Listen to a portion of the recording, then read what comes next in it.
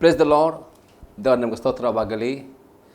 ಶುಭವಾರ್ತೆಯ ಕಾರ್ಯಕ್ರಮಕ್ಕೆ ನಾನು ನಿಮ್ಮನ್ನು ಸ್ವಾಗತಿಸ್ತೇನೆ. ನಾವು ಪ್ರಾರ್ಥನೆ ಮಾಡೋಣ. ಪರಲೋಕ ತಂದೆಯವರೇ, ಯೇಸು ಕ್ರಿಸ್ತನ ನಾಮದಲ್ಲಿ ನಾವು ನಿನ್ನ ಸನ್ನಿಧಾನಕ್ಕೆ ಬಂದಿದ್ದೇವೆ. ಈ ಧ್ಯಾನ ಮಾಡುವಂಥ ಈ ಸಂದೇಶವನ್ನು ಪವಿತ್ರಾತ್ಮ ನೀನು ಅಭಿಷೇಕಿಸು. ಪವಿತ್ರಾತ್ಮ ನೀನು ಸ್ವಾಗತಿಸ್ತೇನೆ. ನೀನು ಈ ವಾಕ್ಯದ ಮುಖದ ಮಾತನಾಡು ಪವಿತ್ರಾತ್ಮನೇ. ಇವಾಗ ಕೆಲವು ಪ್ರಯತ್ನ ಆತ್ಮಕ್ಕೆ ಇವಾಗ ಜೀವವನ್ನು, ಪ್ರೋತ್ಸಾಹವನ್ನು, ಭಕ್ತಿ ಅಭಿವೃದ್ಧಿಯನ್ನು ಉಂಟು ಮಾಡಬೇಕು ನಾನು ಬೇಡಿಕೊಳ್ತೇನೆ ಯೇಸು ಕ್ರಿಸ್ತನ ನಾಮದಲ್ಲಿ, ಆಮೇನ್. ಇವತ್ತು ನಾವು ಧ್ಯಾನ ಮಾಡ್ತೇವೆ ಯೂದನ ಬರೆದ ಪತ್ರಿಕೆ 1ನೇ ಅಧ್ಯಾಯದಲ್ಲಿ 3ನೇ ವಾಕ್ಯ, ಜೂಡ್ ಚಾಪ್ಟರ್ 1:3. ಪ್ರಿಯರೇ, ನಮಗೆ ಉದುವಾಗಿರುವ ರಕ್ಷಣೆಯ ವಿಷಯದಲ್ಲಿ ನಿಮಗೆ ಬರೆಯುವುದಕ್ಕೆ ಪೂರ್ಣ ಆಸಕ್ತಿಯಿಂದ ಪ್ರಯತ್ನ ಮಾಡ್ತಿದ್ದಾಗ ದೇವ ಜನರಿಗೆ ಶಾಶ್ವತವಾಗಿರುವಂತೆ ಒಂದೇ ಸಾರಿ ಒಪ್ಪಿಸಲ್ಪಟ್ಟ ನಂಬಿಕೆಯನ್ನು ಕಾಪಾಡಿಕೊಳ್ಳುವುದಕ್ಕೆ ನೀವು ಹೋರಾಡಬೇಕೆಂದು ಎಚ್ಚರಿಸಿ ಬರೆಯುವುದು ಅವಶ್ಯವೆಂದು ತೋಚಿತು. ಇಲ್ಲಿ ಯೂದನಿರ್ತಾನೆ, ನಿಮಗೆ ಉದುವಾಗಿರುವ ರಕ್ಷಣೆ ವಿಷಯದಲ್ಲಿ ನಿಮಗೆ ಬರೆಯುವುದಕ್ಕೆ ಪೂರ್ಣ ಆಸಕ್ತಿನ ಪ್ರಯತ್ನ ಮಾಡ್ತಿದ್ದಾಗ ದೇವಜನರಿಗೆ ಶಾಶ್ವತವಾಗಿರುವಂತೆ ಒಂದೇ ಸಾರಿ ಒಪ್ಪಿಸಲ್ಪಟ್ಟ ನಂಬಿಕೆಯನ್ನು ಕಾಪಾಡಿಕೊಳ್ಳುವುದಕ್ಕೆ ನೀವು ಹೋರಾಡಬೇಕೆಂದು ಎಚ್ಚರಿಸಿ ಬರೆಯುವುದು ಅವಶ್ಯವೆಂದು ತೋರಿಸಿತು. ಪ್ರಿಯಲ್ಲಿ ಯೂದಲ್ತಾನೆ, ನಿಮಗೆ ಕೊಡಲ್ಪಟ್ಟ ನಂಬಿಕೆಯನ್ನು ಕಾಪಾಡಬೇಕೆಂಬುದಾಗಿ ಇಲ್ಲಿ ಅಪೊಸ್ತಲದ ಯೂದಲ್ತಾನೆ. ಹಾಗಾದರೆ ಈ ವಾಕ್ಯದ ಪ್ರಕಾರ ದೇವರು ನಿಮಗೆ ಒಂದೇ ಸಲ ಯೇಸು ಕ್ರಿಸ್ತನಲ್ಲಿ ನಂಬಿಕೆ ಇಡುವಾಗ ಆತನು ನಿಮಗೆ ನಂಬಿಕೆಯನ್ನು ಕೊಟ್ಟಿದ್ದಾನೆ. ನೀವು ಹೊಂದಿದ ಆ ನಂಬಿಕೆಯನ್ನು ಕಡೆಯ ತನಕ ಹೇಗೆ ಕಾಪಾಡಿಕೊಳ್ಳಬಹುದು, ಕಾಪಾಡಿಕೊಳ್ಳಬಹುದು ಏನು ಮಾಡಬೇಕು ಎಂಬುದಾಗಿ ನಾವು ಕೆಲವೊಂದು ಸಂಗತಿಗಳನ್ನು ವಿವರವಾಗಿ ನೋಡುವರಾಗಿದ್ವಿ. ಒಂದೊಂದು ಸಂಗತಿ ನೋಡ್ತೀವಿ, ಸಭೆಯಾಗಿ ಕೂಡಿಕೊಳ್ಳುವುದನ್ನು ಎಂದಿಗೂ ಬಿಟ್ಟು ಬಿಡಬಾರದು. ಅಪೊಸ್ತಲ ಕೃತ್ಯ 2ನೇ ಅಧ್ಯಾಯದಲ್ಲಿ 42ನೇ ವಾಕ್ಯ, ಆಕ್ಟ್ ಚಾಪ್ಟರ್ 2:42. ಇವರು ಅಪೊಸ್ತಲ ಬೋಧನೆಯನ್ನು ಕೇಳುವುದರಲ್ಲಿಯೂ ಸಹೋದರರ ಅನ್ಯೋನ್ಯತೆಯಲ್ಲಿಯೂ ರೊಟ್ಟಿ ಮುರಿದಲ್ಲಿಯೂ ಪ್ರಾರ್ಥನೆಗಳಲ್ಲಿಯೂ ನಿರತರಾಗಿದ್ದರು. ಪ್ರಿಯರೇ, ನಿಮ್ಮ ನಂಬಿಕೆಯು ಕಡೆತನವನ್ನು ಕಾಪಾಡಿಕೊಳ್ಳಬೇಕಾದರೆ ನಂಬಿಕೆಗೋಸ್ಕರ ಪ್ರಿಯರೇ, ನೀವು ಯೇಸು ನಂಬಿಕೊಂಡು ನೀರಿನಲ್ಲಿ ಮುಳುಗಿ ತೆಗೆದುಕೊಂಡ ನಂತರ ಯಾವ ಸಭೆಯು ನಿಮಗೆ ನೀರಿನಲ್ಲಿ ಮುಳುಗಿ ಆ ಸಭೆಗೆ ನೀವು ನಂಬಿಕಸ್ಥರಾಗಿಕೊಂಡು ಆ ಸಭೆ ಉಪದೇಶ ಕೇಳುವುದರಲ್ಲಿಯೂ ಆ ಸಭೆ ಸೇರಿ ಪ್ರಾರ್ಥನೆ ಮಾಡಿದೆಯೋ ಸೊ ನಿರಂತರವಾಗಿ ನೀವು ಒಂದೇ ಸಭೆಯಲ್ಲಿ ಕಡೆಯ ತನಕಿದ್ದು ಆ ಸಭೆ ಅನ್ಯತೆಯಲ್ಲಿ ಆ ಸಭೆಗಳ ಬೋಧನೆಯನ್ನು ಅಂಗೀಕಾರ ಮಾಡಿ ಆ ಕೈಕೊಂಡು ನಡೆಯುವುದಕ್ಕೆ ನೀವು ನಿರತರಾಗುವುದರೆ ಆಗ ನಿಮ್ಮ ನಂಬಿಕೆಯು ಕಡೆಯ ತನಕ ನೀವು ಕಾಪಾಡಲು ಶಕ್ತರಾಗುತ್ತೀರಿ ಮತ್ತು ನಿಮ್ಮ ನಂಬಿಕೆಯು ಅದು ಬೆಳೆಯುತ್ತದೆ. ಆ ನಂಬಿಕೆಯು ಕಡೆಯ ತನಕ ನೀವು ಕಾಪಾಡಿಕೊಂಡರೆ ಮಾತ್ರವೇ ನೀವು ನಿಮ್ಮ ಅಂತಿಮ ರಕ್ಷಣೆಯನ್ನು ಆ ನಿತ್ಯ ಜೀವವನ್ನು ಪಡೆದುಕೊಳ್ಳಲಿಕ್ಕೆ ಸಾಧ್ಯವಾಗ್ತದೆ. ಇಲ್ಲದಿದ್ದರೆ ಆ ನಂಬಿಕೆಯು ಕಾಪಾಡಿಕೊಳ್ಳದಿದ್ದರೆ ಸೈತನು ಆ ನಂಬಿಕೆಯನ್ನು ನುಂಗಿಬಿಡುತ್ತಾನೆ.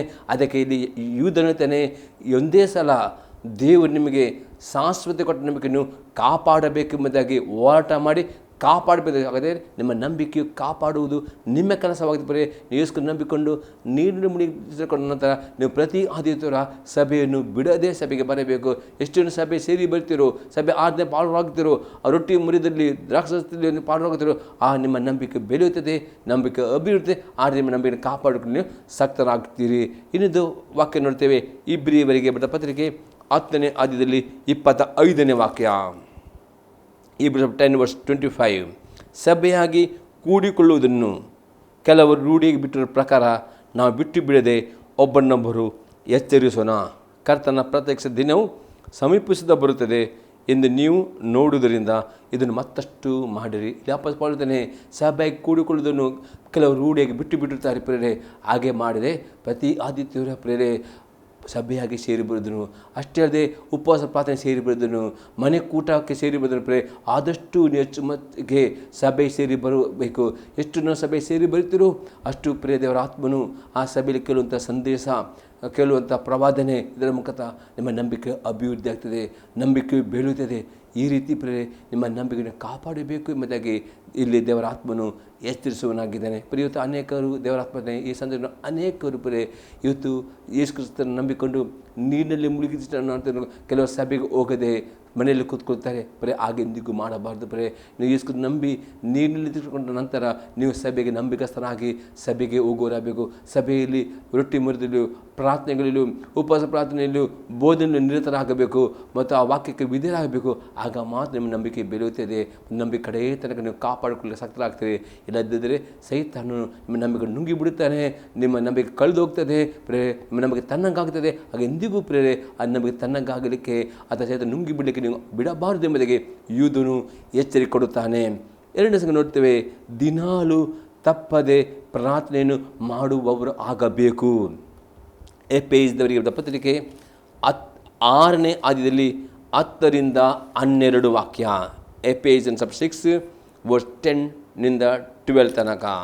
ಕಡೆ ಮಾತಿನೆಂದರೆ ನೀವು ಕರ್ತನನ್ನು ಆತನ ಅತ್ಯಧಿಕವಾದ ಶಕ್ತಿಯನ್ನು ಆರಿಸಿಕೊಂಡವರಾಗಿ ಬಲಗೊಳ್ಳಿರಿ. ಪ್ರೇರೆ, ಇದು ನಿಮ್ಮ ನಂಬಿಕೆಯು ಬಲಗೊಳ್ಳಬೇಕಾದ ಪ್ರೇರೆ ನೀವು ಪ್ರಾರ್ಥನೆ ಮಾಡಬೇಕು. ದಿನಾಲು ಪ್ರಾರ್ಥನೆ ಮಾಡುವುದಾದರೆ, ದಿನಾಲು ನೀವು ದೇವರ ವಾಕ್ಯ ಓದುವುದಾದರೆ, ಪ್ರತಿ ಆದ್ಯತ ಸಭೆಗೆ ಸೇರಿ ಬರುವುದಾದರೆ, ಉಪವಾಸ ಪ್ರಾರ್ಥನೆ ಮಾಡುವುದಾದರೆ ಪ್ರೇರೆ ನಿಮ್ಮ ನಂಬಿಕೆಯು ಬೆಳೆಯುತ್ತದೆ, ನಿಮ್ಮ ಆತ್ಮವು ಬಲಗೊಳ್ಳುತ್ತದೆ. ಪ್ರೇರೆ, ಯಾಕೆಂದರೆ ಇಲ್ಲಿ ಅಪೊಸ್ತಲ ಪೌಲನು ಆಜ್ಞೆ ಕೊಟ್ಟಿದ್ದಾನೆ. ಏನೆಂದರೆ ಇಲ್ಲಿ ಅಪೊಸ್ತಲ ಪೌಲನು ಹೇಳ್ತಾನೆ, ಕಡೆ ಮಾತೆಂದರೆ ನೀವು ಕರ್ತನನ್ನು ಆತನ ಅತ್ಯಧಿಕವಾದ ಶಕ್ತಿಯನ್ನು ಆರಿಸಿಕೊಂಡವರಾಗಿ ಬಲಗೊಳ್ಳಿರಿ. ಇದು ಆಜ್ಞೆ ಆಗಿದೆ ಪ್ರೇರೆ. ಈ ಆಜ್ಞೆಯನ್ನು ಪಾಲಿಸಿದರೆ ಮಾತ್ರವೇ ನಿಮ್ಮ ನಂಬಿಕೆಯು ಬಲಗೊಳ್ಳುತ್ತೆ. ಯಾಕೆ ಈ ಆಜ್ಞೆ ಕೊಡ್ತಾನೆ? ಅನುದಂಡವಾಗಿ ನೋಡ್ತೇವೆ, ಸೈತನ ತಂತ್ರೋಪಾಯಗಳನ್ನು ನೀವು ಎದುರಿಸಿ ನಿಲ್ಲುವುದಕ್ಕೆ ಶಕ್ತರಾಗುವಂತೆ ದೇವರ ದಯ ಪಾಲಿಸುವ ಸರ್ವ ಆಯುಧವನ್ನು ಧರಿಸಿಕೊಳ್ಳಿರಿ. ಪ್ರೇರೆ, ನಿಮಗೆ ಯೇಸು ಕ್ರಿಸ್ತನು ನಂಬಿಕೊಂಡುಪಟ್ಟ ನಂತರ ನಿಮ್ಮ ಆತ್ಮವು ಅದು ಜೀವ ಹೊಂದುತ್ತದೆ. ಆ ನಂಬಿಕೆಗೆ ಜೀವ ಉಂಟು. ಆ ನಂಬಿಕೆಯು ಬೆಳೆದು ಒಂದು ಮರವಾದರೆ ಅನೇಕ ಹಕ್ಕಿಗಳು, ಅನೇಕ ಆತ್ಮಗಳನ್ನು ಗೆಲ್ಲಲಿಕ್ಕೆ ಸಾಧ್ಯವಾಗ್ತದೆ. ಅನೇಕ ಆತ್ಮಗಳನ್ನು ರಕ್ಷಣೆ ತರುತ್ತೀರಿ. ಆದರೆ ಸೈತಾನನು ಪ್ರೇರೆ ಯಾವಾಗ ನಂಬಿಕೆ ನೀವು ಹೊಂದಿಕೊಳ್ಳುತ್ತೀರೋ ಆ ಸೈತಾನ ನಿಮ್ಮ ನಂಬಿಕೆಯು ಅಭಿವೃದ್ಧಿ ಆಗದಾಗೆ ಅನೇಕ ಥರ ಕುಯುತಗಳನ್ನು, ಅನೇಕ ಕುಂತವನ್ನು ಉಪಯೋಗ ಮಾಡುತ್ತಾನೆ ಎಂಬುದಿಗೆ ಅಪಸ್ಪಾಡುತ್ತಾನೆ. ಅದಕ್ಕೋಸ್ಕರ ಪ್ರೇರೆ ಆ ಸೈತಾನನ್ನು ತರುವ ಎಲ್ಲ ಕುತಂತ್ರಗಳನ್ನು, ಆತನ ಎಲ್ಲ ಕುಯುತಗಳನ್ನು ಎದುರಿಸಿ ನಿಲ್ಲಬೇಕಾದರೆ ಪ್ರೇರೆ ನೀವು ನಂಬಿಕೆಯಲ್ಲಿ ಬಲಗೊಳ್ಳಬೇಕು. ಆ ನಂಬಿಕೆಯಲ್ಲಿ ಬಲಗೊಳ್ಳಬೇಕಾದರೆ ನೀವು ದಿನಾಲು ಪ್ರಾರ್ಥನೆ ಮಾಡೋದು ಅತಿ ಅಗತ್ಯ. ಅದು ಸಭೆಗೆ ಸೇರಿಬಿಡೋದು ಅತಿ ಅಗತ್ಯ. ವಾರಕ್ಕೆ ಒಂದಿನ ಉಪವಾಸ ಪ್ರಾರ್ಥನೆ ಮಾಡೋದು ಅತಿ ಅಗತ್ಯ. ಎಷ್ಟು ನೀವು ಪ್ರಾರ್ಥನೆ ಮಾಡ್ತಿರು, ವಾಕ್ಯ ಓದುತ್ತಿರು, ವಾಕ್ಯ ಧ್ಯಾನಿಸ್ತಿರು, ವಾಕ್ಯ ಕೇಳುತ್ತಿರು, ಸಭೆ ಆಗ ನಿಮ್ಮ ನಂಬಿಕೆಯು ಬಲಗೊಳ್ಳುತ್ತದೆ, ನಂಬಿಕೆಯು ಶಕ್ತಿಗೊಳ್ಳುತ್ತದೆ. ಆವಾಗ ಮಾತ್ರ ಪ್ರೇರೆ ಕಡೆ ತನಕ ಪ್ರೇರೆ ನಿಮ್ಮ ಈ ಮುಗಿನಿಂದ ಈ ಉಸಿರಾಟ ಹೋಗುವ ತನಕ, ಪರಲೋಕ ಹೋಗುವ ತನಕ ನಂಬಿಕೆಯನ್ನು ಕಾಪಾಡಿಕೊಳ್ಳಬೇಕು, ನಂಬಿಕೆ ಓಟವನ್ನು ಓಡಬೇಕು. ಆಗ ಮಾತ್ರ ಪ್ರೇರೆ ನಿಮ್ಮ ಅಂತಿಮವಾದ ಆತ್ಮರಕ್ಷಣೆಯನ್ನು, ಆ ನಿತ್ಯ ಜೀವವನ್ನು ಹೊಂದಿಕೊಳ್ಳುತ್ತೀರಿ. ಇಲ್ಲದೆ ಪ್ರೇರೆ ನಿಮ್ಮ ಆತ್ಮರಕ್ಷಣೆ ಕಳೆದುಕೊಳ್ಳುತ್ತೀರಿ. ಅದಕ್ಕೆ ಪೌಲನು ಎಚ್ಚರಿಕೆ ಕೊಡ್ತಾರೆ, ಅದಕ್ಕೆ ನೀವು ಎಚ್ಚರಿಕೆ. ಮತ್ತು ಅಲ್ಲಿ ಅನ್ನ ಬಗ್ಗೆ ಹೇಳ್ತಾರೆ, ನಾವು ಹೋರಾಡುವುದು ಮನುಷ್ಯನ ಮಾತ್ರದವರ ಸಂಗಡವಲ್ಲ, ರಾಜತ್ವಗಳ ಮೇಲೂ ಅಧಿಕಾರಗಳ ಮೇಲೂ ಈ ಅಂಧಕಾರದ ಲೋಕಾಧಿಪತಿಗಳ ಮೇಲೂ ಆಕಾಶ ಮಂಡಲದಲ್ಲಿರುವ ದುರಾತ್ಮ ಸೇನೆಯ ಮೇಲೂ ನಾವು ಹೋರಾಡುವವರಾಗಿದ್ದೇವೆ. ಪ್ರೇರೆ, ಇವತ್ತು ಯೇಸು ಕ್ರಿಸ್ತನ ಅಂಗೀಕಾರ ಮಾಡಿದ ಕೂಡಲೇ, ನೀನಲ್ಲಿ ಮುಳುಗಿದ ಕೂಡಲೇ ಆ ನಂಬಿಕೆಯು ನಿಮ್ಮ ಒಳಗೆ ಪ್ರೇರೆ ಯಾವಾಗ ನೀವು ಯೇಸು ಕ್ರಿಸ್ತ ಸುವಾರ್ತೆ ನಂಬುತ್ತೀರೋ ಆಗ ದೇವರು ನಿಮಗೆ ಪವಿತ್ರಾತ್ಮ ಮೂಲಕ ಈ ನಂಬಿಕೆಯನ್ನು ಕೊಡುತ್ತಾನೆ. ಪ್ರೇರೆ, ಆ ನಂಬಿಕೆ ನಿಮ್ಮ ಒಳಗೆ ಬಂದರೆ ಮಾತ್ರವೇ ನೀವು ಯೇಸು ಕ್ರಿಸ್ತನು ಕರ್ತನ ಮುಂದೆ ಅಂಗೀಕಾರ ಮಾಡ್ತೀರಿ. ಈ ದೇವರು ನಿಮಗೆ ಈ ನಂಬಿಕೆ ಕೊಡದೆ ನೀವು ಯೇಸು ಕ್ರಿಸ್ತ ಕರ್ತನ ಅಂಗೀಕಾರ ಮಾಡಲಿಕ್ಕೆ ಆಗೋದಿಲ್ಲ. ಈ ನಂಬಿಕೆ ಬಂದ ನಂಬಿಕೆಯನ್ನು ಕಾಪಾಡಿಕೊಂಡರೆ ಪ್ರೇರೆ ನೀವು ನೀರಿನ ಮುಳುಗಿದಿಷ್ಟು ಅಂದ್ಕೊಳ್ಳುತ್ತೀರಿ. ಅದನ್ನು ಕಾಪಾಡಿಕೊಂಡರೆ ನೀವು ಕರ್ತನ ಸಭೆಗೆ ಬರ್ತೀರಿ. ಕಡೆ ತನಕ ಪ್ರೇರೆ ಕರ್ತನ ಸಭೆಗೆ ಬಂದು ಕರ್ತನನ್ನು ಹಿಂಬಾಲಿಸ್ತೀರಿ. ಈ ರೀತಿ ನೀವು ಮಾಡಬೇಕಾದ ಪ್ರೇರೆ ನೀವು ಆತ್ಮದಲ್ಲಿ ನಿಮ್ಮ ನಂಬಿಕೆಯಲ್ಲಿ ಬಲಗೊಳ್ಳಬೇಕು. ಯಾಕಂದರೆ ಸೈತಾನನು ಈ ನಂಬಿಕೆಯಲ್ಲಿ ನೀವು ಬಲಗೊಳ್ಳದಾಗೆ ಅನೇಕ ರೀತಿಯ ಕುಯುಕ್ತಿ, ಅನೇಕ ಕುತಂತ್ರ, ಅನೇಕ ವಿರೋಧ, ಅನೇಕ ಥರದ ಶೋಧನೆ, ಅನೇಕ ಬಾಧೆಗಳು ಅನೇಕ ತರುತ್ತಾನೆ. ಅದೇ ಅಪೊಸ್ತಲ ಪೌಲನು ಹೇಳ್ತಾನೆ, ಆ ಸೈತಾನ ತಂತ್ರ ಎದುರು ನಿಲ್ಲುವುದಕ್ಕೆ ಶಕ್ತರಾಗುತ್ತೆ. ದೇವರ ದಯಪಾಲು ಸರ್ವ ಆಯುಧಗಳನ್ನು ಧರಿಸಿಕೊಳ್ಳಬೇಕಾದರೆ ನಂಬಿಕೆಯಲ್ಲಿ ಬಲಗೊಳ್ಳಬೇಕು. ಅದು ಒಂದೇ ಆಗಿದೆ, ಪ್ರಾರ್ಥನೆ ಜೀವಿತವಾಗಿದೆ. ಪ್ರಾರ್ಥನೆ ಎಂದಿಗೂ ಬಿಡಬಾರ್ದು. ಪ್ರಾರ್ಥನೆಯು ನಿಮ್ಮ ಆತ್ಮದ ಉಸಿರಾಟ ಎಂಬುದು ಎತ್ತುಕೊಳ್ಳಬೇಕು. ಪ್ರಾರ್ಥನೆ ಮಾಡಿದರೆ ಮಾತ್ರವೇ ನಂಬಿಕೆಯ ಆ ಗಿಡ, ನಂಬಿಕೆಯ ಮರ ಅದು ಬೆಳೆಯುತ್ತದೆ, ನಂಬಿಕೆ ಬೀಜ ಬೆಳೆಯುತ್ತದೆ. ಪ್ರಾರ್ಥನೆ ಇಲ್ಲದರೆ ಆ ನಂಬಿಕೆ ಬೀಜ ಸಾಯುತ್ತದೆ. ಮತ್ತು ಅಪೊಸ್ತಲ ಪೌಲನು ಹೇಳ್ತಾನೆ, ನೀವು ಹೋರಾಡುವುದು ಯಾವುದೇ ಮನುಷ್ಯ ಮಾತ್ರ ಸಂಗಡ ಅಲ್ಲ, ನೀವು ಹೋರಾಡುವುದು ಅಂಧಕಾರದ ದುರಾತ್ಮನ ಹೋರಾಟ ಮಾಡ್ತೀರಿ. ಈ ಹೋರಾಟ ಮಾಡಿ ನಿಮ್ಮನ್ನು ಕಾಪಾಡಿಕೊಳ್ಳಬೇಕಾದರೆ ನಂಬಿಕೆಯಲ್ಲಿ ಬಲಗೊಳ್ಳಬೇಕು ಪ್ರೇರೆ. ಇದು ಅತಿ ಅಗತ್ಯ ಎಂಬುದಾಗಿ ಯೂದನು ಎಚ್ಚರಿಕೆ ಕೊಡುತ್ತಾನೆ ಪ್ರೇರೆ. ಇನ್ನೊಂದು ವಾಕ್ಯ ನೋಡ್ತೇವೆ ಪ್ರೇರೆ, ನಂಬಿಕೆ ಅಭಿವೃದ್ಧಿ ಆಗಲಿಕ್ಕೆ ಯೂದನ ಬರೆದ ಪತ್ರಿಕೆ 1ನೇ ಅಧ್ಯಾಯದಲ್ಲಿ 20ನೇ ವಾಕ್ಯ. ಪ್ರಿಯರೇ, ನೀವಾದರೂ ನಿಮಗಿರುವ ಅತಿ ಪರಿಶುದ್ಧವಾದ ಕ್ರಿಸ್ತನ ನಂಬಿಕೆಯನ್ನು ಆಧಾರ ಮಾಡಿಕೊಂಡು ಭಕ್ತಿಯಲ್ಲಿ ಅಭಿವೃದ್ಧಿ ಹೊಂದುತ್ತಾ ಪವಿತ್ರಾತ್ಮ ಪ್ರೇರಿತರಾಗಿ ಪ್ರಾರ್ಥನೆ ಮಾಡುತ್ತಾ ಪ್ರೇರೆ ನೀವು ಇದು ಅರ್ಥವಾಗಿದೆ. ಯೇಸು ಕ್ರಿಸ್ತ ಮೇಲೆ ನಂಬಿಕೆ ಇಟ್ಟುಕೊಂಡು ನೀರು ಮುಳುಗಿದಿಷ್ಟು ಅರ್ಥಕೊಳ್ಳೋ ಪ್ರತಿಯೊಬ್ಬರಿಗೆ ಪವಿತ್ರಾತ್ಮನು ಅನ್ಯ ಭಾಷೆ ಎಂಬ ವರವನ್ನು ಕೊಡುತ್ತಾನೆ. ಈ ಅನ್ಯ ಭಾಷೆ ವರ ಹೊಂದಿದ ಪ್ರತಿಯೊಬ್ಬರು ಪ್ರೇರೆ ಬುದ್ಧಿಯಲ್ಲಿ ಪ್ರಾರ್ಥನೆ ಮಾಡಿದ ಹಾಗೆ, ಬುದ್ಧಿಯಲ್ಲಿ ದೇವರು ಸ್ತುತಿ ಮಾಡಿದ ಹಾಗೆ ಅನ್ಯ ಭಾಷೆಯಲ್ಲಿ ನೀವು ಪ್ರಾರ್ಥಿಸುವರಾಗಬೇಕು. ಎಷ್ಟು ನೀವು ಅನ್ಯ ಭಾಷೆ ಪ್ರಾರ್ಥನೆ ಮಾಡಿದ್ರೆ ಅಷ್ಟು ನಿಮ್ಮ ಆತ್ಮ ಅಭಿವೃದ್ಧಿ, ನಂಬಿಕೆ ಅಭಿವೃದ್ಧಿ. ಈ ರೀತಿ ಪ್ರೇರೆ ಪ್ರಾರ್ಥನೆ ಮುಖಾಂತರ, ಅನ್ಯ ಭಾಷೆ ಪ್ರಾರ್ಥನೆ ಮುಖಾಂತರ ಪ್ರೇರೆ ನಿಮ್ಮ ನಂಬಿಕೆಯನ್ನು ಬಲಗೊಳಿಸಬೇಕು ಎಂಬುದಾಗಿ ಇಲ್ಲಿ ಅಪೊಸ್ತಲ ಯೂದನು ಎಚ್ಚರಿಕೆ ಕೊಡುತ್ತಾನೆ. ಪ್ರೇರೆ ಮೂರನೇ ಸಂಗತಿ ನೋಡ್ತೇವೆ, ನಂಬಿಕೆಯು ಬಲಗೊಳ್ಳಬೇಕಾದರೆ ದೇವರ ವಾಕ್ಯಗಳನ್ನು ದಿನಾಲು ಧ್ಯಾನಿಸುವವರು ಆಗಬೇಕು. ಕೀರ್ತನೆ 19:7 ವಾಕ್ಯ, ಯೆಹೋವನ ಧರ್ಮಶಾಸ್ತ್ರವು ಲೋಪವಿಲ್ಲದು, ಅದು ಪ್ರಾಣವನ್ನು ಉಜ್ಜೀವಿಸ ಮಾಡುವಂಥದ್ದು, ಯೆಹೋವನ ಕಟ್ಟಳೆ ನಂಬಿಕೆಗೆ ಯೋಗ್ಯವಾದುದು. ಪ್ರಿಯ ನಾವು ಹೇಳ್ತೇವೆ, ನಿಮ್ಮ ನಂಬಿಕೆಯು ಬೆಳವಣಿಗೆಗೊಳ್ಳಬೇಕಾ, ನಂಬಿಕೆ ಬಲಗೊಳ್ಳಬೇಕಾ, ಅದೇ ದೇವರ ವಾಕ್ಯ ಬೇಕು. ಪ್ರಿಯ ದೇವರ ವಾಕ್ಯವು ಪ್ರೇರೆ ನಿಮ್ಮ ಆತ್ಮದ ಆಹಾರವಾಗಿದೆ. ನಿಮ್ಮ ನಂಬಿಕೆಗೆ ಆಹಾರ, ನಿಮ್ಮ ನಂಬಿಕೆಗೆ ಗೊಬ್ಬರ. ಪ್ರೇರೆ ನಿಮ್ಮ ನಂಬಿಕೆಗೆ ಆ ಗೊಬ್ಬರ ಹಾಕಿ, ನಿಮ್ಮ ನಂಬಿಕೆ ಮರಕ್ಕೆ ಆ ಗೊಬ್ಬರ ಹಾಕಿದರೆ ಮಾತ್ರ ಆ ಮರ ಬೆಲೆ, ಅದು ಆಗಿದೆ ದೇವರ ವಾಕ್ಯ. ಎಷ್ಟು ನೀವು ವಾಕ್ಯ ಓದುತ್ತೀರೋ, ಎಷ್ಟು ವಾಕ್ಯನ ಕೇಳುತ್ತೀರೋ, ಎಷ್ಟು ವಾಕ್ಯ ಅಷ್ಟು ಆ ವಾಕ್ಯದಲ್ಲಿ ನಿಮ್ಮ ನಂಬಿಕೆಯು ಅದು ಅಭಿವೃದ್ಧಿ. ಯೆಹೋವನ ಕಟ್ಟಳೆ ನಂಬಿಕೆ ಯೋಗ್ಯವಾದುದು, ಬುದ್ಧಿಹೀನರಿಗೆ ಅದು ವಿವೇಕಪ್ರದವಾಗಿದೆ. ಆ ವಾಕ್ಯ ಏನುತ್ತದೆ, ನಿಮ್ಮ ನಂಬಿಕೆಯನ್ನು, ನಿಮ್ಮ ಮನಸ್ಸನ್ನು ಉಜ್ಜೀವನ ಮಾಡ್ತದೆ. 8ನೇ ವಾಕ್ಯ ನೋಡ್ತೇವೆ, ಯೆಹೋವನ ನಿಯಮಗಳು ನೀತಿಯುಳ್ಳವುಗಳಾಗಿವೆ, ಮನಸ್ಸನ್ನು ಹರ್ಷಪಡಿಸ್ತದೆ. ಎಷ್ಟು ದೇವರ ವಾಕ್ಯ ಓದ್ತೀರೋ ಅಷ್ಟು ದೇವರ ವಾಕ್ಯದಿಂದ ಅದು ನಿಮ್ಮ ಮನಸ್ಸು ಸಂತೋಷಿಸುತ್ತದೆ, ನಿಮ್ಮ ಮನಸ್ಸಿಗೆ ಸಂತೋಷ ಕೊಡ್ತದೆ. ಪ್ರೇರೆ ನಿಮ್ಮ ಮನಸ್ಸು ಸಂತೋಷ ಬರಬೇಕಾ, ಪ್ರೇರೆ ನೀವು ವಾಕ್ಯನ ಓದಬೇಕು. ಪ್ರೇರೆ ವಾಕ್ಯನ ಧ್ಯಾನ ಮಾಡುವಾಗ ನಿಮ್ಮ ಮನಸ್ಸಲ್ಲಿ ಸಂತೋಷ ತುಂಬಲ್ಪಡ್ತದೆ. ನಂತರ ಯೆಹೋವನ ಆಜ್ಞೆ ಪವಿತ್ರವಾದ್ದು, ಕಣ್ಣುಗಳನ್ನು ಕಲಿಗೊಳಿಸಿದೆ. ಇದರ್ಥ ಪ್ರೇರೆ ದೇವರ ವಾಕ್ಯನಷ್ಟು ಓದುತ್ತೀರೋ, ವಾಕ್ಯ ಧ್ಯಾನಿಸುವಾಗ ನಿಮ್ಮ ಆತ್ಮಿಕ ಕಣ್ಣುಗಳು ತೆರಳಲ್ಪಡುತ್ತವೆ. ಮತ್ತು ಪವಿತ್ರಾತ್ಮನು ನಿಮಗೆ ಎಲ್ಲ ವಾಕ್ಯದಲ್ಲಿ ಗೂಢಾರ್ಥಗಳನ್ನು ನಿಮಗೆ ತಿಳಿಯಪಡಿಸ್ತಾನೆ. ನಿಮ್ಮ ಜೀವಿತದಲ್ಲಿ ನಂಬಿಕೆಯು ಬೆಳವಣಿಗೆ ಆಗಲಿಕ್ಕೆ ಅಡ್ಡಿ ಮಾಡುವ ಯಾವುದೇ ಪಾಪಗಳು ಇರುತ್ತಾರೆ, ಪವಿತ್ರಾತ್ಮ ನಿಮಗೆ ತೋರಿಸಿಕೊಡುತ್ತಾನೆ. ಆ ಪಾಪವನ್ನು ತೆಗೆದು ಬಿಡುವಾಗ ನಂಬಿಕೆಯು ಅದು ಬೆಳೆಯುತ್ತದೆ. ಪ್ರೇರೆ ಅದಕ್ಕೆ ಯೆಹೋವನ ಆಜ್ಞೆ ಪವಿತ್ರವಾದದ್ದು, ಕಣ್ಣುಗಳನ್ನು ಕಲಿಗೊಳಿಸುತ್ತದೆ. ಯೆಹೋವನ ಭಯ ಪರಿಶುದ್ಧವಾಗಿದೆ, ಅದು ಶಾಶ್ವತವಾದದ್ದೇ. ಯೆಹೋವನ ವಿಧಿಗಳು ಯಥಾರ್ಥವಾದಗಳು, ಅವು ಕೇವಲ ನ್ಯಾಯವಾಗಿವೆ. ಅವು ಬಂಗಾರಕ್ಕಿಂತಲೂ ಅಪರಾಜಿಗಿಂತಲೂ ಅಪೇಕ್ಷಿತಗಳು, ಅವು ಜೇನಿಗಿಂತಲೂ ಶೋಧಿಸಿದ ಜೇನುತುಪ್ಪಕ್ಕಿಂತಲೂ ಸಿಹಿಯಾಗಿವೆ. ಅವುಗಳ ಮೂಲಕ ನಿನ್ನ ದಾಸನ ಎಚ್ಚರಿಕೆ ಆಗ್ತದೆ, ಅವುಗಳನ್ನು ಕೈಕೊಳ್ಳೋದ್ರಿಂದ ಬಹಳ ಫಲ ಉಂಟಾಗ್ತದೆ.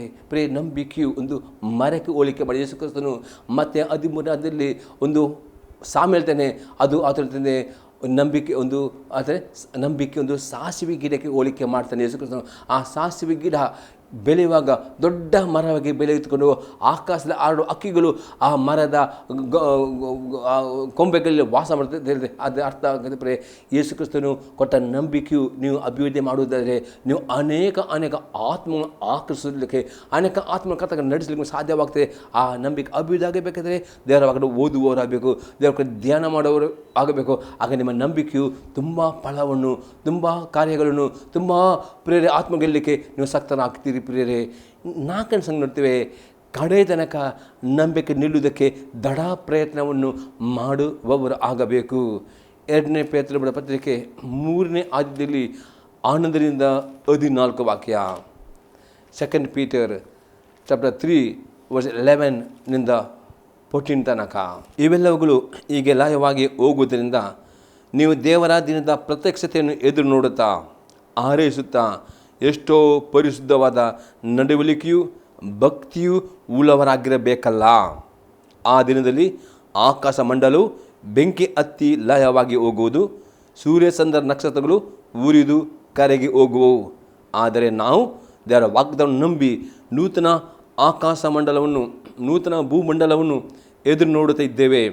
ಅವುಗಳಲ್ಲಿ ನೀತಿಯು ವಾಸವಾಗಿರುವುದು. ಆದ ಕಾರಣ ಪ್ರಿಯರೇ, ನೀವು ಇವುಗಳನ್ನು ಎದುರು ನೋಡುವುದರಿಂದ ಶಾಂತರಾಗಿದ್ದು ಆತನೆದುರಿನಲ್ಲಿ ನಿರ್ಮಲರಾಗಿಯೂ ನಿರ್ದೋಷಿಗಳಾಗಿಯೂ ಕಾಣಿಸಿಕೊಳ್ಳುವುದಕ್ಕೆ ಪ್ರಯಾಸ ಪಡಿರಿ. ಪ್ರಿಯರೇ, ನಿಮ್ಮ ನಂಬಿಕೆಯು ಕಡೆ ತನಕ ದೃಢವಾಗಿ ನಿಲ್ಲಬೇಕಾದರೆ ನೀವು ಪರಿಶುದ್ಧರಾಗಿ ನಿರ್ದೋಷಗಳ ಜೀವಿತಕ್ಕೆ ನೀವು ಪ್ರಯತ್ನ ಮಾಡಬೇಕು. ಆ ರೀತಿ ನೀವು ಪ್ರಯತ್ನ ಮಾಡುವುದರೆ ಮಾತ್ರವೇ ನಿಮ್ಮ ಕಡೆ ತನಕ ದೃಢವಾಗಿ ನಿಲ್ಲುತ್ತದೆ. ಇಲ್ಲದಿದ್ದರೆ ನಿಮ್ಮ ನಂಬಿಕೆಯು ಸೋದನೆ ಬರುವಾಗ ಎಡವಿ ಅದಕ್ಕೆ ಪೇತ್ರ ಹೇಳ್ತಾನೆ, ಯೇಸು ಕ್ರಿಸ್ತನ ಆ ಬರೋಣದಲ್ಲಿ ನೀವು ಒಯ್ಯಲ್ಪಡಬೇಕಾದರೆ, ಆ ಯೇಸು ರೂಪಾಂತರದಲ್ಲಿ ನೀವು ಸೇರಲ್ಪಡಬೇಕಾದರೆ, ಆ ಪರಲೋಕಕ್ಕೆ ನೀವು ಸೇರಲ್ಪಡಬೇಕಾದರೆ ಪೇತ್ರ ಹೇಳ್ತಾನೆ, ನೀವು ಪರಿಶುದ್ಧವಾಗಿ ನಿರ್ದೋಷಗಳ ಜೀವನ ಮಾಡಲಿಕ್ಕೆ ನೀವು ಪ್ರಯತ್ನ ಮಾಡಬೇಕು. ಎಷ್ಟು ನೀವು ಪರಿಶುದ್ಧರಾಗಿ ಜೀವನ ಮೇಲೆ ಪ್ರಯತ್ನ ಮಾಡ್ತಾರೋ ಅಷ್ಟು ನಿಮ್ಮ ನಂಬಿಕೆಯು ದೃಢವಾಗಿ ನಿಲ್ಲಲಿಕ್ಕೆ ಸಾಧ್ಯವಾಗ್ತದೆ. ಅದು ಪ್ರೇರೆ ನಿಮ್ಮ ಪರಿಶುದ್ಧವಾದ ಜೀವಿತ ಅತಿ ಅಗತ್ಯವಾಗಿದೆ. ನಿಮ್ಮ ನಂಬಿಕೆಯು ಕಡೆ ತನಕ ಕಾಪಾಡಿಕೊಳ್ಳುವುದಕ್ಕೆ ಅದೇ ಇನ್ನೊಂದು ವಾಕ್ಯ ನಾವು ನೋಡ್ತೇವೆ ಪ್ರೇರೆ. ಇಬ್ರಿಯವರಿಗೆ ಬರೆದ ಪತ್ರಿಕೆ 10ನೇ ಅಧ್ಯಾಯದಲ್ಲಿ 37ರಿಂದ 39 ವಾಕ್ಯ. ಇಬ್ರು 10:37 39 ತನಕ. ಕೆಲವರನ್ನು ಜನರು ಕಲ್ಲೆಸೆದು ಕೊಂದರು, ಕೆಲವರನ್ನು ಗರಗಸನ ಕೊಯ್ದು ಕೊಂದರು, ದೇವದ್ರೋಹಿಗಳಾಗಿ ಪ್ರಾಣವನ್ನು ಉಳಿಸಿಕೊಳ್ಳರೆಂದು ಕೆಲವರನ್ನು ಪ್ರೇರೇಪಿಸಿದರು, ಕೆಲವರನ್ನು ಕತ್ತಿಯಿಂದ ಕೊಂದರು, ಕೆಲವರು ಕೊರತೆ, ಹಿಂಸೆ, ಬಾಧೆ ಇವುಗಳನ್ನು ಅನುಭವಿಸುವವರಾಗಿದ್ದು ಕುರಿ ಮೇಕೆಗಳ ಚರ್ಮಗಳನ್ನು ಉಟ್ಟುಕೊಂಡವರಾಗಿ ತಿರುಗಾಡಿದರು. ಇಂಥವರಿಗೆ ಈ ಲೋಕವು ಯೋಗ್ಯ ಸ್ಥಳವಲ್ಲ. ಅವರು ತಮ್ಮ ದೇಶದ ಕಾಡು ಬೆಟ್ಟ ಗವಿ ಕುಣಿಗಳಲ್ಲಿ ಅಲೆಯುವವರಾಗಿದ್ದರು. ಇವರೆಲ್ಲರೂ ನಂಬಿಕೆಯ ಮೂಲಕ ಒಳ್ಳೆಯ ಹೆಸರನ್ನು ಸಂಪಾದಿಸಿಕೊಂಡಿದ್ದರು, ವಾಗ್ದಾನದ ಫಲವನ್ನು ಹೊಂದಲಿಲ್ಲ. ನೋಡ್ತೇವೆ ಪ್ರೇರೆ, ಈ ನಂಬಿಕೆಯನ್ನು ಪ್ರೇರೆ ಕಾಪಾಡಿಕೊಳ್ಳಬೇಕಾದರೆ ಕಡೇ ತನಕ ಯಾವ ಕಷ್ಟ, ಯಾವ ಹಿಂಸೆ, ಯಾವ ಏನು ಬಂದರೂ ನೀವು ನಂಬಿಕೆಯಲ್ಲಿ ದೃಢವಾಗಿ ನಿಲ್ಲುವವರಾಗಬೇಕು ಪ್ರೇರೆ. ಈ ನಂಬಿಕೆ ದೃಢವಾಗಿ ನಿಲ್ಲಬೇಕಾದ್ರೆ ನೀವು ಪ್ರೇರೆ ಪರಿಶುದ್ಧ ಜೀವನ ಮಾಡೋದು ಅತೀ ಅಗತ್ಯವಾಗಿದೆ ಪ್ರೇರೆ.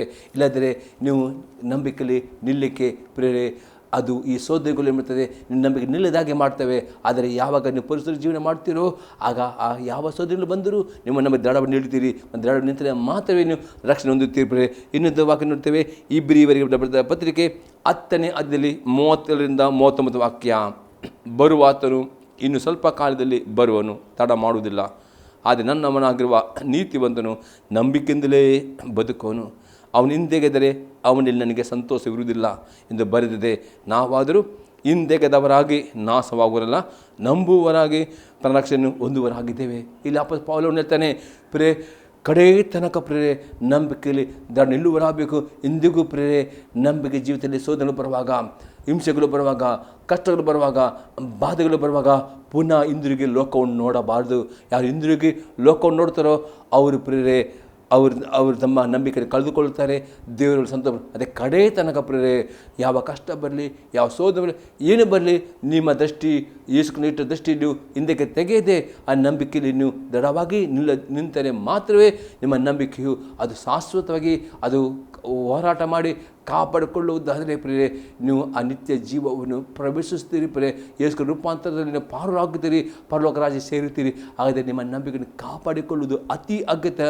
ಅದು ಕಾಪಾಡಿಕೊಳ್ಳಬೇಕಾದ್ರೆ ಪರಿಶುದ್ಧ ಜೀವಿತ ಅತಿ ಅಗತ್ಯ ಮತ್ತು ಪರಿಶುದ್ಧ ಜೀವನ ಮಾಡಬೇಕಾದ್ರೆ ನೀವು ಪ್ರಾರ್ಥನೆಯಲ್ಲಿ ಹೋರಾಟ ಮಾಡಿಕೊಂಡು ಪ್ರಾರ್ಥನೆ ಮಾಡಿ ಕಲಿತುಕೊಳ್ಳೋರೆ ಮಾತ್ರವೇ ಇದು ನಿಮಗೆ ಸಾಧ್ಯವಾಗ್ತದೆ. ಸ್ವಲ್ಪ ಪ್ರಾರ್ಥನೆಯಲ್ಲಿ ಸ್ವಲ್ಪ ವಾಕ್ಯದಲ್ಲಿ ಪರಿಶುದ್ಧ ಜೀವನಕ್ಕೆ ನಿಮಗೆ ಅಸಾಧ್ಯ.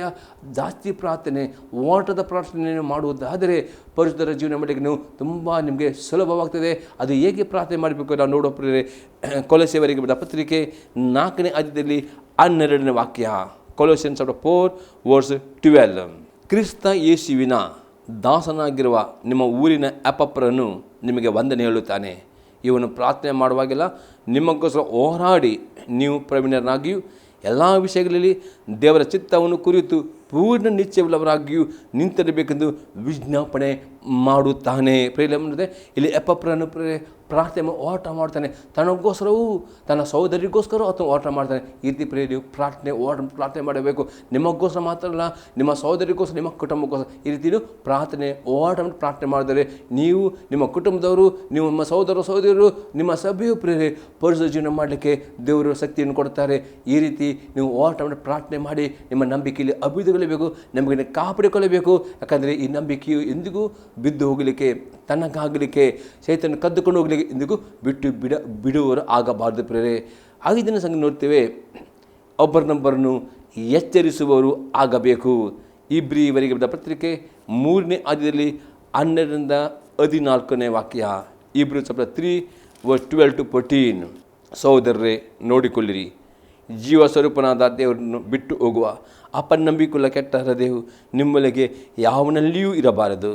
ನಿಮ್ಮಲ್ಲಿ ಒಬ್ಬರಾದರೂ ಪಾಪದಿಂದ ಮೋಸ ಹೋಗಿ ಕಠಿಣರಾಗದಂತೆ ಇವತ್ತು ಎಂಬ ಕಾಲವು ಇರುವ ತನಕ ಪ್ರತಿನಿತ್ಯವೂ ಒಬ್ಬರನ್ನೊಬ್ಬರು ಎಚ್ಚರಿಸಿರಿ. ಮೊದಲಿಂದಿರುವ ಭರವಸೆಯನ್ನು ಅಂತ್ಯದವರೆಗೂ ದೃಢವಾಗಿ ಹಿಡಿದುಕೊಳ್ಳುವ ಪಕ್ಷಕ್ಕೆ ಕ್ರಿಸ್ತನಲ್ಲಿ ಪಾಲುಗಾರಾಗಿದ್ದೇವಲ್ಲ. ಪ್ರೇರೆ ಅಲ್ಲಿ ಅಪೊಸ್ತಲ ಪೌಲನು ಹೇಳ್ತಾನೆ, ನಂಬಿಕೆಯಲ್ಲಿ ಪ್ರೇರೆ ಬಿದ್ದು ಹೋಗದಾಗೆ, ನಂಬಿಕೆಯು ತಣ್ಣಗಾಗದಾಗೆ ಏನು ಮಾಡಬೇಕು, ಪ್ರತಿ ದಿವಸ ಪ್ರೇರೆ ಒಬ್ಬರೊಬ್ಬರನ್ನು ವಾಕ್ಯದಿಂದ ನೀವು ಉತ್ತೇಜನ ಮಾಡುವವರಾಗಬೇಕು. ಪ್ರೇರೆ ವಾಕ್ಯನ ಓದುವರಾಗಬೇಕು. ಯಾಕಂದರೆ ಪ್ರೇರೆ ವಾಕ್ಯನು ಓದದಿದ್ದರೆ, ವಾಕ್ಯದ ಈ ಉಪದೇಶವನ್ನು ಈ ಟಿ ವಿ ಮಾಧ್ಯಮದಿಂದ ಕೇಳದಿದ್ದರೆ, ಸಭೆಯಾಗಿ ಸೇರಿ ಬರದಿದ್ದರೆ ನಂಬಿಕೆಯು ಬರ್ತಾ ತಣ್ಣಗಾಗ್ತದೆ. ನಂಬಿಕೆಯು ತಣ್ಣಗಾಗಿ ಅದನ್ನು ಪುನಃ ಪ್ರೇರೆ ನಂಬಿಕೆಯು ಅನೇಕರು ನಂಬಿಕೆಯನ್ನು ಕಳೆದುಕೊಳ್ಳುತ್ತಾರೆ. ನಂಬಿಕೆ ತಣ್ಣಗಾಗುತ್ತಾರೆ, ಅವರು ಪುನಃ ಹಿಂತಿರುಗಲು ಲೋಕಕ್ಕೆ ಹೋಗುತ್ತಾರೆ. ಹಾಗೆ ಆಗಬಾರದು ಎಂಬುದಾಗಿ ಯೂದ ಹೇಳ್ತಾನೆ. ಹಾಗೆ ನಿಮ್ಮ ನಂಬಿಕೆಯು ತಣ್ಣಗಾಗಬಾರ್ದು. ನಂಬಿಕೆಯು ಕಾಪಾಡಬೇಕಾದ ಪ್ರೇರೆ ನೀವು ಪ್ರತಿ ಆದಿತ್ಯರು ಸಭೆಗೆ ಸೇರಿ ಬರಬೇಕು. ಈ ಟಿ ವಿ ಮಾಧ್ಯಮದಲ್ಲಿ ಈ ಸಂದರ್ಭ ಕೇಳುವರಾಗಬೇಕು. ಹಾಗೆ ವಾಕ್ಯನ ಓದುವರಾಗಬೇಕು. ಆಗ ಪಾಪವು ನಿಮ್ಮ ಒಳಗೆ ಬರದಾಗೆ ಈ ವಾಕ್ಯ ನಿಮ್ಮನ್ನು ಪಾಪದಿಂದ ದೂರವಿಡುತ್ತದೆ. ಪಾಪ ನಿಮ್ಮ ಒಳಗೆ ಬಂದರೆ ನಂಬಿಕೆಯು ವೃದ್ಧಿ ಆಗಲಿಕ್ಕೆ ಆ ಪಾಪ ಎಂಬ ರೋಗವು ಅದು ಅಡ್ಡಿ ಮಾಡ್ತದೆ. ಅದರಲ್ಲಿ ವಾಕ್ಯ ಮುಖಾಂತರ ನೀವು ಎಚ್ಚರಗೊಳ್ಳುತ್ತಾರೆ. ಪಾಪ ಜೊತೆ ಬಿಟ್ಟು ಬಿಡುತ್ತಾರೆ, ನಂಬಿಕೆ ಅಭಿವೃದ್ಧಿ ಆಗ್ತದೆ. ಪ್ರೇರೆ ಲಾಸ್ಟ್ 6ನೇ ಪಾಯಿಂಟ್ ನೋಡ್ತೇವೆ, ನಂಬಿಕೆ ಓಟವನ್ನು ಕಡೆ ತನಕ ಓಡುವವರು ಆಗಬೇಕು. ಇಬ್ರಿಯವರಿಗೆ ಬರೆದ ಪತ್ರಿಕೆ 12ನೇ ಅಧ್ಯಾಯದಲ್ಲಿ 1-3 ವಾಕ್ಯಗಳು. ಇಬ್ರಿ 12:1-3. ಆದ ಕಾರಣ ಇಷ್ಟು ಮಂದಿ ಸಾಕ್ಷಿಯವರು ಮೇಘದೋಪದಲ್ಲಿ ನಮ್ಮ ಸುತ್ತಲೂ ಇರುವುದರಿಂದ ನಮಗೆ ಅಭ್ಯಂತರ ಮಾಡುವ ಎಲ್ಲ ಭಾರವನ್ನು ಹತ್ತಿಕೊಳ್ಳುವ ಪಾಪವನ್ನು ನಾವು ಸಹ ತೆಗೆದಿಟ್ಟು ನಂಬಿಕೆಯನ್ನು ಹುಟ್ಟಿಸುವವನು ಪೂರೈಸುವವನು ಆಗಿರುವ ಯೇಸುವಿನ ಮೇಲೆ ದೃಷ್ಟಿಯಿಟ್ಟು ನಮಗೆ ನೇಮಕದ ಓಟವನ್ನು ತಿರಚಿತದಿಂದ ಓಡೋಣ. ಆತನು ತನ್ನ ಮುಂದೆ ಇಟ್ಟಿದ್ದ ಸಂತೋಷಕ್ಕೋಸ್ಕರ ಅವಮಾನವನ್ನು ಅಲಕ್ಷ್ಯ ಮಾಡಿ ಸುಲಭೆಯ ಮರಣವನ್ನು ಸಹಿಸಿಕೊಂಡು ದೇವರ ಸಿಂಹಾಸನ ಬಲಗಳಲ್ಲಿ ಆಸನರೂಢನಾಗಿದ್ದಾನೆ. ನೀವು ಮನಗುಂದಿದವರಾಗಿ ಬೇಸಗೊಳ್ಳದಂತೆ ಆತನನ್ನು ಆಲೋಚಿಸಿರಿ. ಪೇಲೆ ಪೌಲನು ಹೇಳ್ತಾನೆ, ನಿಮ್ಮ ನಂಬಿಕೆ ಅಭಿವೃದ್ಧಿ ಆಗಬೇಕಾ, ನಂಬಿಕೆಯನ್ನು ಕಾಪಾಡಿಕೊಳ್ಳಬೇಕಾ? ಹಾಗಾದರೆ ಇಷ್ಟು ಮಂದಿ ಸಾಕ್ಷಿಯರು ಇಬ್ಬರಿ 11ನೇ ಅಧ್ಯಾಯದಲ್ಲಿ ಅನೇಕ ನಂಬಿಕೆ ವೀರರು ಪೂರ್ವ ಕಾಲದಲ್ಲಿ ಜೀವಿಸಿದ ಪ್ರತಿ ನಂಬಿಕೆ ವೀರರು ಅವರು ಹೋರಾಟ ಮಾಡಿ, ಅವರು ಯುದ್ಧ ಮಾಡಿ, ವಿಧೇಯರಾಗಿ ಪರಿಜೀವನ ಜೀವಿಸಿಕೊಂಡು ಪ್ರಾರ್ಥನೆ ಮಾಡಿ ಉಪವಾಸ ಮಾಡಿ ಅವ್ರ ನಂಬಿಕೆಯನ್ನು ಕಾಪಾಡಿಕೊಂಡು ಇವತ್ತು ಪರಲೋಕದಲ್ಲಿ ಸಾಕ್ಷಿಗಿಟ್ಟಿದ್ದಾರೆ ಎಂಬುದು ಅಪೊಸ್ತಲ ಪೌಲನು ಹೇಳ್ತಾನೆ. ಆ ಸಾಕ್ಷಿಯರು ನಮಗೆ ಇರುವುದರಿಂದ ಅಪೊಸ್ತಲ ಪೌಲನು ಹೇಳ್ತಾನೆ, ನಿಮಗೆ ಅಭ್ಯಂತರ ಮಾಡಿ ಎಲ್ಲ ಭಾರವನ್ನು ನಂಬಿಕೆಯಲ್ಲಿ ಅಭಿವೃದ್ಧಿ ಆಗಲಿಕ್ಕೆ ನಿಮಗೆ ಯಾವ ಭಾರವು, ಚಿಂತೆ ಎಂಬ ಭಾರ, ಸಾಲ ಎಂಬ ಭಾರ, ಎಲ್ಲ ಭಾರವೂ ಪ್ರೇರೆ ನಿಮ್ಮ ಮೇಲೆ ಬರದಾಗೆ ಪ್ರೇರೆ. ಅಷ್ಟೇ ಅದೇ ಅತಿ ಮದದಿಂದ ಪ್ರಪಂಚದ ಚಿಂತೆಗಳಿಂದ ಪಾಪದ ಅಮಲಿನಿಂದ ನಿಮ್ಮ ಮನಸ್ಸು ಭಾರವಾಗದಾಗೆ ಈ ಭಾರಗಳನ್ನು ತೆಗೆದು ಹಾಕುವರಾಗಬೇಕು ಪ್ರೇರೆ. ಒಂದು ವೇಳೆ ಪ್ರೇರೆ ಚಿಂತೆ ಎಂಬ ಭಾರವನ್ನು ತೆಗೆದು ಹಾಕುವುದಿಲ್ಲವೋ ಪ್ರೇರೆ, ನಿಮ್ಮ ಭೋಜನದಲ್ಲಿ ಪ್ರಾರ್ಥನೆಗೋಸ್ಕರ ನೀವು ಮಿತವಾಗಿ ಊಟ ಮಾಡುವುದಿಲ್ಲವೋ ಪ್ರೇರೆ, ಪಾಪವನ್ನು ಬಿಡುವುದಿಲ್ಲೋ ಈ ಭಾರ ನಿಮ್ಮ ಮೇಲೆ ಬರ್ತದೆ. ಈ ಭಾರ ಬಂದರೆ ನಂಬಿಕೆ ಅಭಿವೃದ್ಧಿ ಅಡ್ಡಿ ಮಾಡ್ತದೆ. ಈ ಭಾರವನ್ನು ತೆಗೆದು ಹಾಕಬೇಕು ಎಂದು ಅಪೊಸ್ತಲ ಪೌಲನು ಹೇಳ್ತಾನೆ. ಅಷ್ಟೇ ಹತ್ತಿಕೊಳ್ಳುವ ಪಾಪನು ಪ್ರೇರೆ, ಯಾವ ನಿಮ್ಮ ನಂಬಿಕೆಯಲ್ಲಿ ಈ ಅಭ್ಯಂತರ ಮಾಡಿ ಭಾರವನ್ನು, ಈ ಚಿಂತೆ ಎಂಬ ಭಾರ ಅಥವಾ ಅತಿ ಭೋಜನ ಎಂಬ ಭಾರ ಅಥವಾ ಪಾಪ ಎಂಬ ಅಮಲನ್ನು ಈ ತೆಗೆದು ಹಾಕದಿದ್ದರೆ ಪಾಪ ನಿಮ್ಮೊಳಗೆ ಪ್ರವೇಶಿಸುತ್ತದೆ. ಪಾಪ ನಿಮ್ಮಲ್ಲಿ ಪ್ರವೇಶಿಸುವಾಗ ಈ ಪಾಪವು ನೀವು ನಂಬಿಕೆ ಅಡ್ಡಿ ಮಾಡ್ತದೆ. ಅದಕ್ಕೆ ಈ ಪಾಪ ನಿಮ್ಮೊಳಗೆ ಬಂದರೆ, ಭಾರ ಮೇಲೆ ಬಂದರೆ ನೀವು ನಂಬಿಕೆ ಅಭಿವೃದ್ಧಿ ಆಗುವುದಿಲ್ಲ. ಅದಕ್ಕೆ ಯೂದ ಹೇಳ್ತೇನೆ, ನಿಮಗೆ ಸಾಹಸ ಕೊಟ್ಟ ನಂಬಿಕೆಯನ್ನು ಕಾಪಾಡಬೇಕು, ಹೋರಾಟ ಮಾಡಬೇಕಾದ್ರೆ ನಮ್ಮನ್ನು ಹುಟ್ಟಿಸಲು ಪೂರೈಸುವ ಯೇಸುವಿನ ಮೇಲೆ ದೃಷ್ಟಿ ಇಟ್ಟು ನಿಮಗೆ ನಂಬಿದ ಓಟವನ್ನು ಕಡೆ ತನಕ, ಯೇಸು ಕ್ರಿಸ್ತ ನಿಮ್ಮನ್ನು ಕರೆದುಕೊಂಡು ಹೋಗುವ ತನಕ ನೀವು ಕಾಪಾಡಿಕೊಳ್ಳಬೇಕು. ಎಲ್ಲ ಸಮಯದಲ್ಲಿ ದೇವರ ವಾಕ್ಯವನ್ನು ಧ್ಯಾನ ಮಾಡಬೇಕು. ದಿನಾಲು ವಾಕ್ಯನ ತಪ್ಪದೆ ಓದುವರಾಗಬೇಕು, ದಿನಾಲು ವಾಕ್ಯ ತಪ್ಪದೆ ಧ್ಯಾನಿಸುವರಾಗಬೇಕು. ದಿನಾಲು ಈ ಟಿ ವಿ ವಾಕ್ಯವನ್ನು ಕೇಳಿರಿ ಯಾಕಂದರೆ ಎಷ್ಟು ನೀವು ವಾಕ್ಯನ ಕೇಳುತ್ತೀರೋ, ವಾಕ್ಯ ಓದುತ್ತೀರೋ, ವಾಕ್ಯ ಧ್ಯಾನ ಆಗ ನಿಮ್ಮ ಮನಸ್ಸು ವಾಕ್ಯ ತುಂಬಲ್ಪಡುವಾಗ ಅದು ಎಂದಿಗೂ ಯಾವ ಸನ್ನಿವೇಶದಲ್ಲೂ ಅದು ಬೇಸರಗೊಳ್ಳುವುದಿಲ್ಲ, ನಿರಾಸೆಗೊಳ್ಳುವುದಿಲ್ಲ. ಮತ್ತು ವಾಕ್ಯ ನೀವು ಕೇಳುವಾಗ, ವಾಕ್ಯ ಓದುವಾಗ ಅದು ನಿಮ್ಮಲ್ಲಿರುವ ಪಾಪವನ್ನು ನಿಮಗೆ ತೋರಿಸಿಕೊಡುವಾಗ ಆ ಪಾಪಕ್ಕೆ ಪಶ್ಚಾತ್ತಾಪ ಪಡಬೇಕು. ಆ ಪಾಪವನ್ನು ತೆಗೆದು ಬಿಡಬೇಕು ತೆಗೆದು ಬಿಡದಿದ್ದರೆ ನಂಬಿಕೆ ಓಟ ನೀವು ಪೂರ್ತಿ ಮಾಡಲಿಕ್ಕೆ ಆಗುವುದಿಲ್ಲ ಎಂದು ಅಪೊಸ್ತಲ ಪೌಲನು ಹೇಳ್ತಾನೆ. ಅಷ್ಟೇ ಹೇಳಿದೆ, ಆ ಪಾಪದ ಜೊತೆಯಲ್ಲಿ ಪ್ರಾರ್ಥನೆ ಮಾಡಲಿಕ್ಕೆ ಚಿಂತೆ ಅದು ಅಡ್ಡಿಯಾಗಿದೆ. ಆ ಭಾರ ನೀವು ತೆಗೆದು ಹಾಕಬೇಕು. ಪ್ರಾರ್ಥನೆ ಮಾಡಲಿಕ್ಕೆ ಆಗುವುದಿಲ್ಲ, ಉಪವಾಸ ಮಾಡಿ ಆದರೂ ಪ್ರಾರ್ಥನೆ ಮಾಡಿ ಕೆಲವರಿಗೆ ಚಿಂತೆ ಮುಗಿದ ಪ್ರಾರ್ಥನೆ ಮಾಡುವಾಗ ಅಂಥೊಬ್ಬರು ಉಪವಾಸ ಮಾಡಿರಿ. ಉಪವಾಸ ಮಾಡಿದರೆ ನಿಮಗೆ ಪ್ರಾರ್ಥನೆ ಮಾಡಲಿಕ್ಕೆ ತುಂಬ ಸುಲಭವಾಗ್ತದೆ. ಉಪವಾಸವು ಪ್ರಾರ್ಥನೆ ಮಾಡಲಿಕ್ಕೆ ಸುಲಭವಾಗಿ ದೊಡ್ಡ ಒಂದು ಆಯುಧವಾಗಿದೆ. ಅನೇಕರು ಚಿಂತೆ ಮಾಡಿಕೊಂಡು ಪ್ರಾರ್ಥನೆ ಮಾಡಿದ ಅಂಥೊಬ್ಬರು ಉಪವಾಸ ಮಾಡಿರಿ. ಉಪವಾಸ ಮಾಡುವಾಗ ನೀವು ಪ್ರಾರ್ಥನೆ ಮಾಡುವಾಗ ನಿಮಗೆ ಚಿಂತೆ ಎಂಬ ಭಾರ ನಿಮಗೆ ತೆಗೆದು ಹಾಕಲಿಕ್ಕೆ ಆಗ್ತದೆ. ಅತಿ ಭೋಜನ ಮದ ಎಂಬ ಭಾರ ತೆಗೆದು ಹಾಕಲಿಕ್ಕೆ ಆಗ್ತದೆ. ಪಾಪ ಅಂಬಲು ನಿಮ್ಮದು ಬಿಟ್ಟು ಹೋಗಿದೆ. ಆಗ ನೀವು ನಂಬಿಕೆ ಬೆಳೆದು ಈ ರೀತಿ ಈ 6 ಸಂಗತಿ ಮುಖಾಂತರ ನಿಮ್ಮ ನಂಬಿಕೆಯನ್ನು ಕಾಪಾಡಬೇಕು, ನಂಬಿಕೆಯನ್ನು ಹೋರಾಟ ಮಾಡಬೇಕು. ಆಗ ಮಾತ್ರ ನೀವು ಕಡೆಗೆ ಅಂತಿಮವಾದ ಆತ್ಮರಕ್ಷಣೆ, ನಿತ್ಯ ಜೀವವನ್ನು, ಆ ಪರಲೋಕ ರಾಜ್ಯವನ್ನು ಆ ರೂಪದ ಪಾರಾಗ್ತೀರಿ ಎಂಬುದಾಗಿ ಯೂದನು ಅಲ್ಲಿ ಎಚ್ಚರಿಸುತ್ತಾನೆ. ದೇವರು ನಮಗೆ ಸ್ತೋತ್ರವಾಗಲಿ. ಪ್ರಾರ್ಥನೆ ಮಾಡೋಣ. ಪರಲೋಕ ತಂದೆ ದೇವರೇ, ಯೇಸು ಕ್ರಿಸ್ತನ ನಾಮದಲ್ಲಿ ಈ ಸಂದರ್ಭದಲ್ಲಿ ಪ್ರತಿ ವೀಕ್ಷಕರನ್ನು ನಿನ್ನ ಆಸ್ತಿಗೆ ಒಪ್ಪಿಸಿಕೊಡ್ತೇನೆ. ಪವಿತ್ರಾತ್ಮನೇ, ಇವಾಗೆಲ್ಲ ಪ್ರತಿಯೊಬ್ಬರಿಗೆ ನೀನು ಕೃಪೆ ಕೊಡು. ಪವಿತ್ರಾತ್ಮನೇ, ಪ್ರತಿಯೊಬ್ಬರು ತಮ್ಮ ನಂಬಿಕೆಯನ್ನು ಕಡೆ ತನಕ ಓಟ ಮಾಡಿ ಕಡೆ ತನಕ ನಮ್ಮನ್ನು ಕಾಪಾಡಿಕೊಳ್ಳೋದಕ್ಕೆ ಪ್ರತಿ ಶಕ್ತಿ ಕೊಡು. ಪವಿತ್ರಾತ್ಮನೇ, ಯಾರು ತಮ್ಮ ನಂಬಿಕೆ ಓಟವನ್ನು ಅರ್ಧದಲ್ಲಿ ಬಿಡಲಿಕ್ಕೆ ಬಿಡಬೇಡ. ಯಾರು ನಂಬಿಕೆ ಓಟದಲ್ಲಿ ನಿರಸಲಾಗಿ ಬಿಡಬೇಡ. ಯಾರು ನಂಬಿಕೆ ಕುಂದು ಹೋಗಲಿಕ್ಕೆ ಬಿಡಬೇಡ.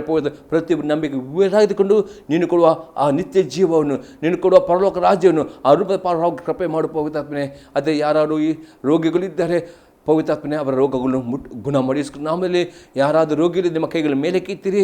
ಯೇಸು ನಾಮದಲ್ಲಿ ಈ ಕೈ ಮೇಲೆ ಕಿತ್ತುವವರ ವಿರುದ್ಧ ಕಾರ್ಯ ಮಾಡುತ್ತೆ. ರೋಗ ಎಂಬ ದುಷ್ಟ ಶಕ್ತಿಯನ್ನು, ರೋಗದ ದುರಾತ್ಮನನ್ನು ಬಂಧಿಸ್ತೇನೆ. ಮತ್ತು ಪ್ರತಿಯೊಬ್ಬ ರೋಗಿಗಳನ್ನು ಎಲ್ಲ ರೋಗದಿಂದ, ಎಲ್ಲ ದುಷ್ಟ ಶಕ್ತಿಯಿಂದ ನಾನು ಬಿಡುಗೊಳಿಸ್ತೇನೆ. ಯೇಸು ಗುಣ ಮಾಡೋ ಶಕ್ತಿಯು ಪ್ರತಿಯೊಬ್ಬ ರೋಗಿಗಳು ಮುಟ್ಟಲಿ, ಪ್ರತಿ ರೋಗಿಗಳು ಗುಣವಾಗಲಿ. ಯೇಸು ಕ್ರಿಸ್ತನ ನಾಮದಲ್ಲಿ ಆಮೇನ್.